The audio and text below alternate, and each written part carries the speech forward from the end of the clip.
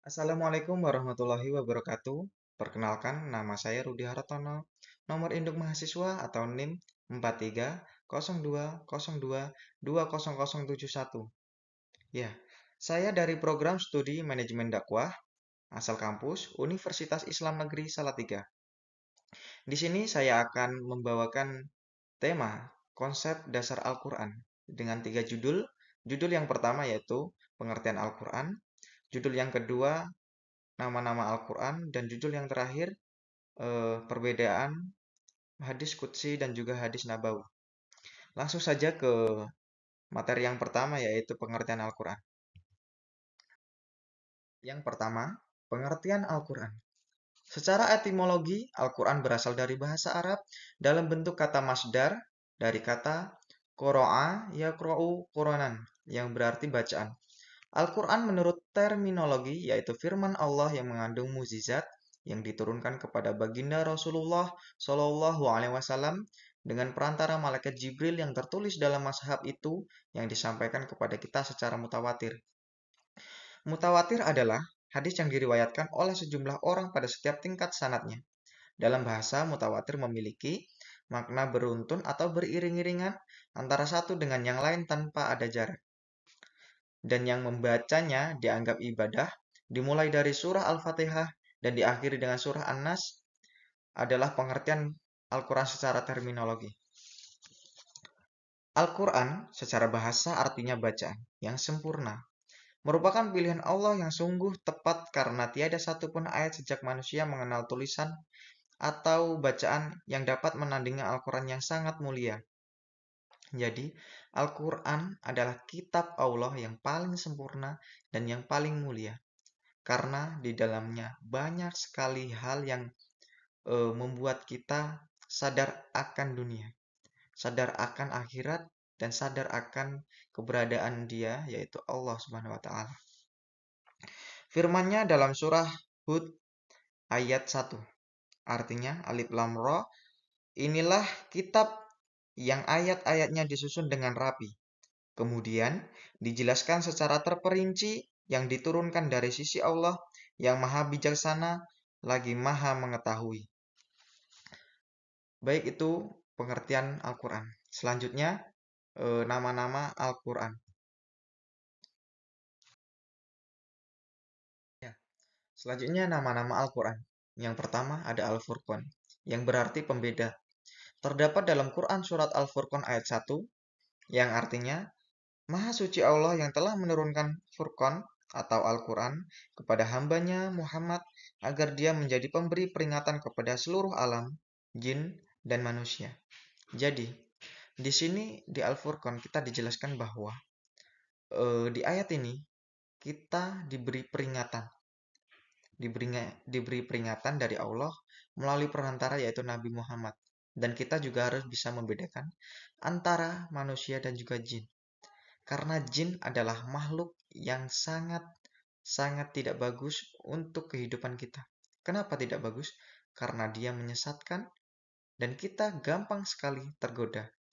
Bagaimana kita agar tidak terjerumus dalam godaan manis setan? Perbanyak baca Al-Quran. Ya. Terus yang selanjutnya kedua, An-Nur, yang berarti cahaya. Firman-Nya dalam Quran surat Al-Maidah ayat 15 yang artinya, Wahai ahli kitab, sungguh Rasul kami telah datang kepadamu, menjelaskan kepadamu banyak hal dari isi kitab yang kamu sembunyikan, dan banyak pula yang dibiarkannya. Sesungguhnya telah datang kepadamu cahaya dari Allah dan kitab yang menjelaskannya. Kitab di sini yaitu Al-Quran. Jadi di Al-Quran ini terdapat ataupun banyak sekali cahaya. Cahaya ini apa ya? Sebuah hidayah gitu untuk kita. Jadi yang awalnya kita berbuat jahat dapat berbuat baik. Mengapa demikian? Karena kita membaca Al-Quran, mendalaminya, dan juga membaca hadis-hadisnya. Karena di dalam situ kita akan menemukan banyak sekali pedoman dalam hidup kita. Ya, yang nomor tiga adalah Al-Bushra atau yang berarti berita gembira. Sebagaimana dalam Quran surat An-Nahl ayat 89 yang artinya, dan ingatlah pada hari ketika kami dibangkitkan pada setiap umat seorang saksi atas mereka dari mereka sendiri. Dan kami datangkan engkau Muhammad menjadi saksi atas mereka. Dan kami turunkan Al-Quran kepadamu untuk menjelaskan segala sesuatu sebagai petunjuk dan serta rahmat, serta kabar gembira bagi orang yang berserah diri. Dan di sini dikatakan bahwasanya Al-Quran adalah kabar gembira. Kabar gembira. Bagaimana kabar gembira itu datang? Ya, kabar gembira bukan berarti kita mendengar bahwasanya, di desa ini akan ada pembangunan ini, akan ada acara ini, akan ada artis ini yang datang, atau lain sebagainya. Kabar gembira di sini adalah orang-orang yang selalu diberi petunjuk serta diberi rahmat oleh Allah Subhanahu wa taala. Jadi, orang-orang yang selalu diberi petunjuk dan juga rahmat dari Allah itu adalah orang-orang yang beruntung. Ya. Selanjutnya yang keempat nama lainnya yaitu Al-Haq ataupun kebenaran. Tertulis dalam Quran surat Al-Baqarah ayat 147 yang artinya, kebenaran itu dari Tuhanmu, maka janganlah sekali-kali engkau Muhammad termasuk orang-orang yang ragu. Jadi, di ayat ini, di Al-Haq atau kebenaran ini benar-benar ditunjukkan kita dari Al-Quran, dari Allah melalui perantara Muhammad. Jadi, kita jangan menjadi orang-orang yang ragu. Kalau kita ragu, berarti kita meragukan juga kebenaran dari Al-Quran dan juga kesempurnaannya. Dan itu bukanlah hal yang baik. Yang kelima, asyifa, yang berarti obat. Firman-Nya dalam Quran surat Yunus ayat 57.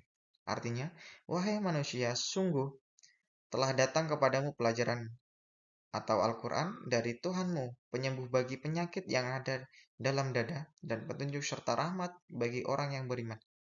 Jadi, Al-Quran juga menjadi obat bagi kita. Obat di sini dikatakan obat dalam dada, petunjuk serta rahmat bagi seluruh orang yang beriman. Jadi, Al-Quran juga penyejuk hati kita, obat setiap hati kita. Karena pernah ada juga lagunya itu Tombo Ati Kulimo Sawanane. So, saya tidak terlalu hafal dengan lagu itu. Mungkin teman-teman bisa ada yang hafal dan juga bisa menyanyikannya setiap hari. Langsung ke yang keenam, Ar-Rahmat, Ar-Rahmah yang artinya rahmat. Dijelaskan dalam Quran surat Al-Isra ayat 82 yang artinya, dan kami turunkan dari Al-Quran sesuatu yang menjadi penawar dan rahmat bagi orang yang beriman. Sedangkan bagi orang yang zalim, Al-Quran itu hanya menambah kerugian. Nah, di sini, di ayat ini ditunjukkan bahwasanya Al-Quran itu adalah rahmat dari Tuhan. Dan kita, orang yang beriman, akan menganggap Al-Quran itu hal yang istimewa. Dia obat, dia penyejuk hati. Tetapi sebaliknya bagi orang yang zalim, dia akan menganggap Al-Quran ini akan hal yang merugikan bagi mereka. Karena mereka menganggap ini adalah hal yang sia-sia. Untuk apa kita membaca dan membuang-buang waktu kita terhadap Al-Quran? Tetapi itu adalah orang-orang yang sesat, orang-orang yang zalim di sini katakan. Jangan kita termasuk dalam orang-orang yang sesat tersebut. Ya, nama lain Al-Quran yang selanjutnya Al-Bayan, yang berarti keterangan. Tertulis dalam Quran surat Al-Imran ayat 138. Inilah Al-Quran, suatu keterangan yang jelas untuk semua manusia dan menjadi petunjuk serta pelajaran bagi orang-orang yang bertakwa. Keterangan dan juga petunjuk, pelajaran bagi orang-orang yang beriman. Maka kita yang menganggap Al-Quran sebagai hal yang rugi, hal yang sia-sia, maka kita bukanlah orang-orang yang beriman dan juga bukan orang-orang yang bertakwa. Selanjutnya yang terakhir, Al-Huda, berarti petunjuk. Firman-Nya dalam Quran surat Al-Baqarah ayat 185. Yang artinya, bulan Ramadan adalah bulan yang di dalamnya diturunkan Al-Quran sebagai petunjuk bagi manusia dan penjelasan-penjelasan mengenai petunjuk itu dan pembeda antara yang benar dan yang batil. Karena itu barang siapa di antara kamu ada di bulan itu, maka berpuasalah. Dan barang siapa sakit atau dalam perjalanan dia tidak berpuasa, maka wajib menggantikannya sebanyak hari yang ditinggalkan itu. Pada hari-hari lain, Allah menghendaki kemudahan bagimu dan tidak menghendaki kesukaan bagimu. Hendaklah kamu mencukupkan bilangnya dan mengagungkan Allah atas petunjuknya yang diberikan kepadamu agar kamu bersyukur. Ya, jadi eh, ternyata kita juga diberi petunjuk dalam Al-Quran. Tetapi petunjuk apa sih? Banyak sekali petunjuk yang ada di dalamnya. Dalam kita beribadah, dalam kegiatan kita sehari-hari, ya menghindarkan dari hawa nafsu, hal yang berbaur dengan dosa. Dan di sini yang dijelaskan dalam Al-Quran surat Al-Baqarah ayat 185 yaitu tentang berpuasa. Jadi petunjuk yang dijelaskan di dalam Al-Quran itu lengkap dan sempurna. Baik, itu pemaparan materi yang kedua yaitu nama-nama Al-Quran. Selanjutnya yang ketiga. Ya, yang ketiga yaitu perbedaan hadis nabawi dan hadis qudsi. Perbedaan hadis nabawi dan hadis qudsi ialah terletak pada sumber berita dan proses pemberitaannya. Hadis qudsi maknanya dari Allah yang disampaikan melalui suatu wahyu dan redaksinya dari nabi yang disandarkan kepada Allah. Sedangkan hadis nabawi ialah pemberitaan, makna dan redaksinya berdasarkan istihad nabi sendiri.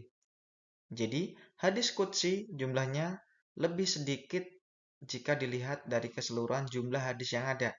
Sebaliknya dengan hadis nabawi yang jumlahnya banyak sekali. Ya, hadis qudsi yang disebut sebagai hadis ilahi yang disampaikan kepada Nabi Muhammad melalui firman Allah.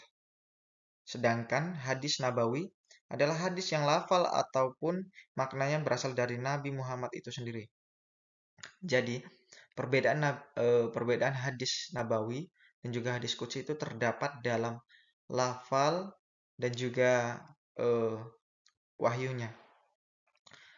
Perbedaan yang pertama itu hadis nabawi itu lafalnya dan maknanya itu berasal dari Nabi Muhammad itu sendiri. Jadi dari ucapan Nabi Muhammad, perilaku Nabi Muhammad setiap harinya, ataupun aktivitasnya yang dilakukan setiap harinya.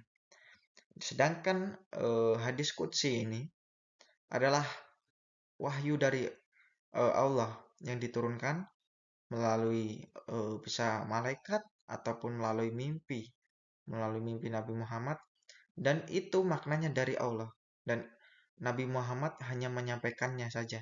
Itu redaksinya dari Allah. Jadi perbedaannya di situ. Apakah hadis nabawi bukan wahyu? Ya wahyu, cuman dia lebih berhikmat karena Nabi Muhammad istihad jadi makna dan redaksinya itu dari ucapannya beliau sendiri. Jadi Nabi Muhammad itu mendapatkan wahyu dengan cara hikmatnya, dengan cara pemikirannya sendiri. Jadi makanya timbullah hadis yang itu redaksinya dari istihad Nabi Muhammad itu sendiri. Ya, dan di sini saya akan membacakan contohnya, saya akan membacakan contoh hadis qudsi. Hadis qudsi yang saya contohkan di sini ialah artinya diriwayatkan dari Abi Hurairah radhiyallahu anhu, beliau berkata, telah bersabda Rasulullah Shallallahu alaihi wasallam, telah berfirman Allah Subhanahu wa taala yang maha suci dan yang maha luhur. Aku adalah zat yang maha mandiri, yang paling tidak membutuhkan sekutu. Barang siapa beramal sebuah amal menyekutukan aku dalam amal itu, maka aku meninggalkannya dan sekutunya. Hadis riwayat Muslim dan Ibnu Majah. Ya. Dan contoh hadis nabawinya yang artinya orang mukmin yang paling sempurna imannya adalah yang terbaik akhlaknya. Hadis riwayat At-Tirmizi nomor 1162. Contoh yang kedua, sesungguhnya orang yang paling aku cintai dan yang paling dekat denganku tempatnya pada hari kiamat adalah yang terbaik akhlaknya di antara kalian. Hadis riwayat At-Tirmizi nomor 2018. Ya, terima kasih itu pemaparan Materi yang ketiga selanjutnya yaitu kesimpulan. Secara etimologi, Al-Quran berasal dari bahasa Arab dalam bentuk kata benda, yaitu masdar dari kata qoro'a, yaqro'u Quranan, yang berarti bacaan. Al-Quran memiliki nama-nama lain seperti Al-Furqan yang artinya pembeda, An-Nur cahaya, Al-Haq kebenaran, Al-Bayan atau keterangan, Asy-Syifa yaitu obat, Ar-Rahmah yaitu rahmat, Al-Huda yaitu petunjuk, dan Al-Busyra berita gembira. Sebenarnya masih banyak nama-nama lain yang yang tidak saya tulis di sini, seperti Alkitab, Al-Mubin, Al-Karim, Al-Kalam, Al-Hikmah, Al-Hakim, Al-Muhaimin, dan nama-nama yang lain. Jika kita berbicara mengenai Al-Quran, kita juga perlu akan hadis. Di sini kita membahas perbedaan hadis nabawi dan juga hadis qudsi. Perbedaan hadis nabawi dan hadis qudsi yang terletak pada sumber berita dan proses pemberitaannya. Hadis qudsi maknanya dari Allah yang disampaikan melalui suatu wahyu dan redaksinya disandarkan kepada Allah melalui Nabi Muhammad.